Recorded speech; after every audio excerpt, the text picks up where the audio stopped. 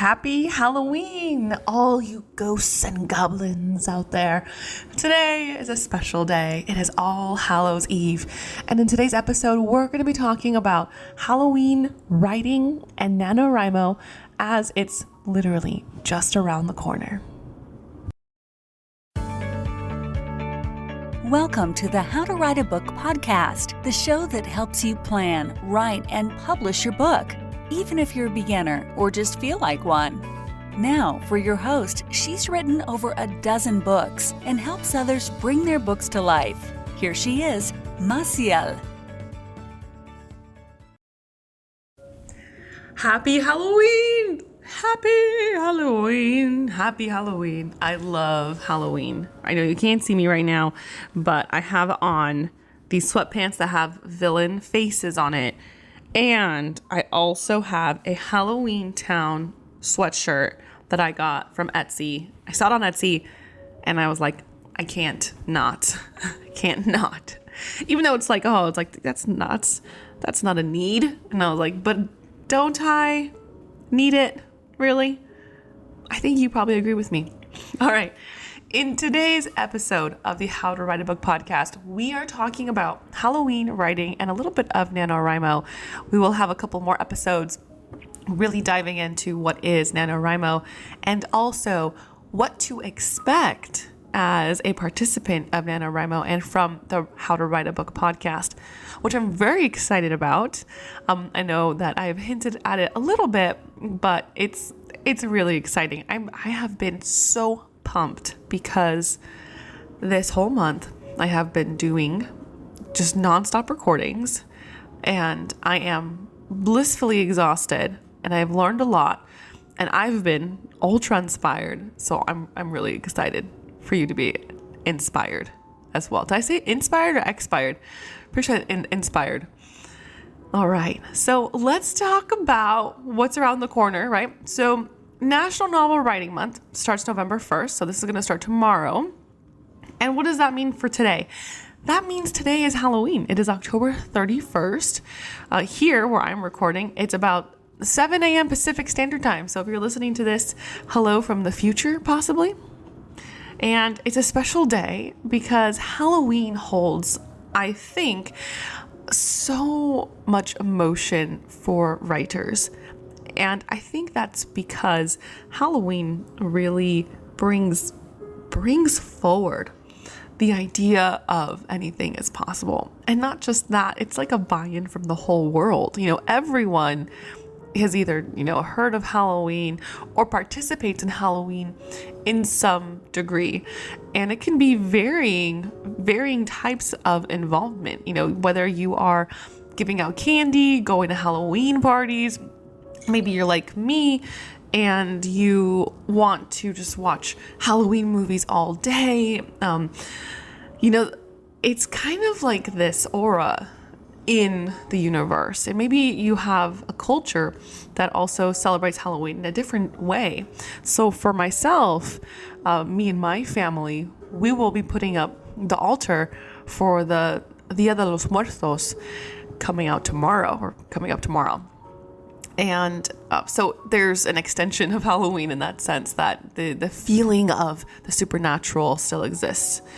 And so what I wanted to talk a little bit about, and we'll make this episode pretty short because, y'all got to start prepping for NaNoWriMo, whether that's getting your favorite cup of coffee ready or whether that's actually preparing your outline. We don't got that much time, y'all. We got to get going. We got to get writing. I know for myself, I'm going to be joining a writing sprint. It'll be midnight their time. So it'll actually be just 9 p.m. my time. So I'm lucked out there. But that's going to be really great for me to kick off NaNoWriMo, I think. Does it count if I'm still in October? I'm going to say it does. Oh, I'll work on the outline more. Let's do that. Yeah. I'm not cheating. All right. So let's talk a little bit about Halloween's influence on writing. So let's go back. And I had a hard time trying to pronounce some things here. So bear with me. Okay. So as we know, Halloween has, deep historical origins. It dates back to the Celtic festivals, like Samhain, which is Samhain.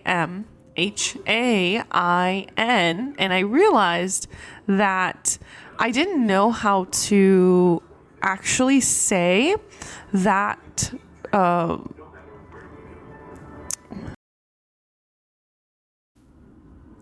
I didn't know how to actually say that word.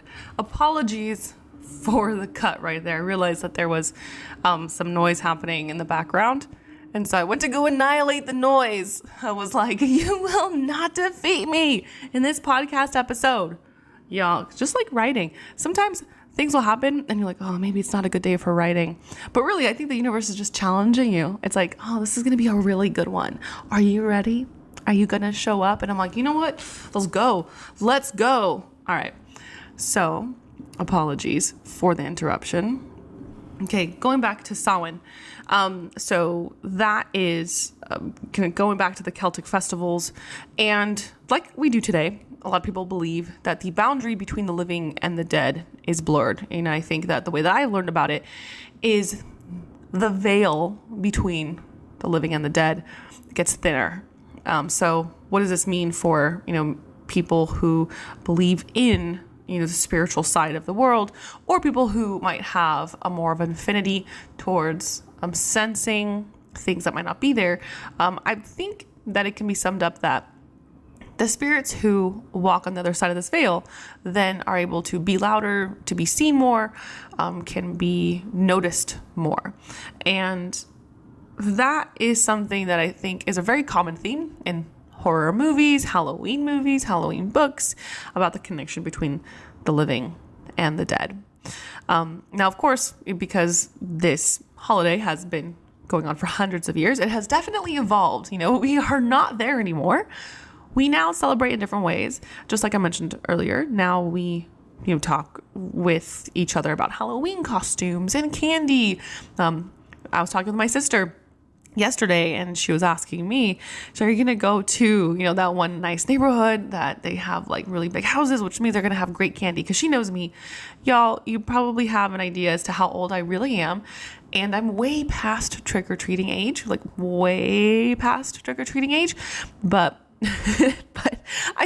I'll put on a mask and like a cloak and I'll go trick-or-treating. You don't need to see my face in order to believe that I'm like some adorable 12-year-old who's asking for big old candy bars, So I'm sorry if I ruined that for everyone who actually gives out candy. Now they're going to question, every single 12-year-old that comes up to them in a mask.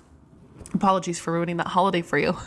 So I still do that, and I'll go have a good time and I'll get some big old candy bars. And does anyone remember back in the day when you would go to houses and they would give you full-size candy bars, like a serious Kit Kat, like one that fit over both hands? Well, now that I'm older, it's probably just one hand. But, you'd get like full Twix, Reese's peanut butter cups that came with like 2 or 3 of them, like huge, right? And now they give these little rinky-dinky candies. It's like, that's why I'm like, oh, well, why am I going to go out there? The candy isn't as what it used to be. So Halloween has transformed, right? We preserve some traditions while now mixing in the elements of the spooky, the supernatural, and the fun, as well as the commercial part of it. And what do I mean by preserving some traditions? I mean, a lot of us still put jack-o'-lanterns outside. Jack-o'-lanterns were believed to scare off spirits. You lit a pumpkin, put a scary face onto it or a carving into it, and it could scare off the evil spirits that were coming to the house, and some of us, we do other things. Maybe we put up the altars, right? Like I just mentioned, or maybe we decide that we're going to dress up like a family in Halloween. Even that is a tradition that might be longstanding inside your own world. So we've definitely taken this holiday, I think, differently than other holidays, in that we've happily mixed lots of different cultures together, as well as different traditions together, both modern and back in the day. So now, how does that really link itself onto the written word? Now, for myself, I am always inspired by this time of year. I love pumpkin spice lattes. Gonna go to the far side. I also love to explore the paranormal. Like I mentioned, Dia de los Muertos is like very important to me and my family. I actually didn't used to celebrate this holiday when I was a kid. Like, my family didn't grow up celebrating it. Like, we knew of it, but we knew our other family members who would celebrate it, but I didn't celebrate it. I wasn't until I was older that I started celebrating.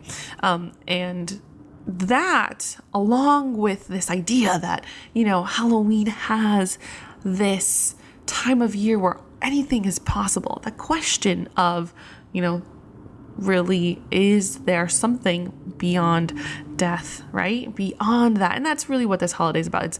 It's connecting the veil, right? Can we see, hear, touch the people that have passed on? And, these stories can vary wildly, right? From you seeing somebody from your own life to going to a haunted house and experiencing, people that have passed on that, aren't related to you. They're legends. They're scary legends. You go to Universal Studios, for example, and they have the yearly Halloween horror nights. And it's like this kind of collection of rides and mazes. And it's different scary movies or scary franchises that are occurring. Like, I think they've done the Saw movies. They've done Chucky for sure. They've done The Clown It. And then they do classics like Dracula, Frankenstein. So there's already this kind of cultural storytelling. Like, we have these monsters that have existed for decades. I mean, just go back. Let's talk about Dracula, right? I mean, that is, he is just an icon now. And we've changed Dracula over the decades. Like, way over the decades, right? What used to be, the widow's peak with the white skin and the red collar now has turned into multiple TV shows, Gary Oldman in the Dracula Bram Stoker movie. We've done so many different things to the character, Hotel Transylvania, and all of this is linked to, I think, the story that we all know, right? We have adopted the story. We know the story. And now because of that story, we can make new stories. So it's really fascinating what we've done with legends as well as new stories that come out from this holiday. Now, speaking of the written word, just like Hotel Transylvania and all these amazing, cool movies, let's mention some famous literary works that really feel like Halloween. So probably one of the most iconic is Edgar Allan Poe's The Telltale Heart. I read this when I was a kid and I was absolutely beautifully scarred. It's a tale really about murder and madness. And I think it really kind of embodies that feeling of unknowing and dread with Halloween's kind of more origins. Like, what's the unknown, right? And for those of you who haven't read it, it's a man who has committed murder and has kind of come back to haunt him. And then you have to kind of, wonder, is it him? Is it him who's actually seeing stuff? Or has the dead come back to haunt him for his crime? Another classic is Washington Irving's The Legend of Sleepy Hollow, featuring the Headless Horseman. Now, this one, I think, really hits the nail on the head because when it comes to the Headless Horseman, we also have the pumpkins, we have a scary town, we have legends, we have, if you go to the movie with, Johnny Depp, we have kind of witchery and sorcery, witchcraft, and this whole aura of, can the dead come back? Well, that's what the character's facing the whole time. The character is like, no, the supernatural doesn't exist. I can explain everything through science and medicine. And then he's faced with the very real fact that the dead can come back to life and haunt you. So, all of this is really, I think, a way for us to say, yes, I'm open to the different possibilities. I'm open to knowing or understanding more of what I don't know. On a broader scale, how you can apply this to your writing today is challenge yourself to think of your draft differently. And no matter what genre you're writing, whether that's memoir, nonfiction, self-help, fantasy, you're writing horror, question it a little bit differently. What have you not thought about? Maybe what about today has brought a new perspective or a new idea as to opening up doors for your storytelling. Maybe you didn't think about a possibly, haunted house. And maybe that haunted house isn't actually haunted for your self-help book, but maybe it represents something for you. Maybe it was a house where you resolved trauma and now it's not haunted anymore. Go to your fantasy. And in your fantasy, is there a legend of something that has come back to seek its vengeance?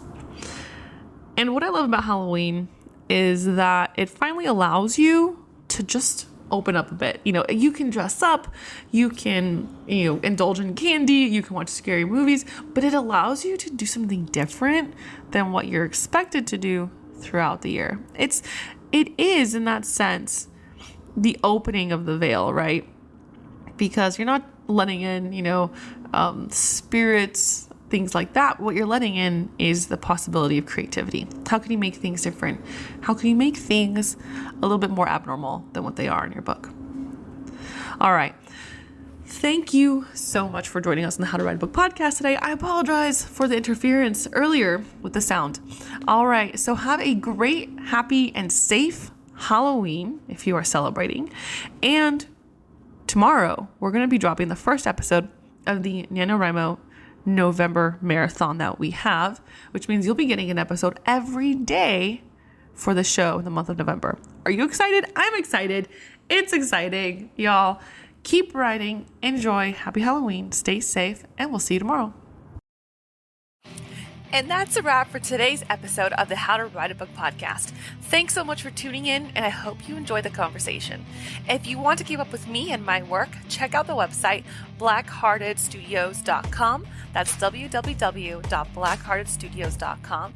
And follow me on Instagram at Maciel Writes. That's at MASSIEL Writes. As a book coach and publisher, I'm passionate about helping aspiring authors bring their stories to life. So if you've been dreaming of writing a book and don't know where to start, head to my website and let's chat. You get a free 30 minutes on me. Thanks again for listening, and don't forget to subscribe and leave a review. I'll see you in the next episode. Thanks.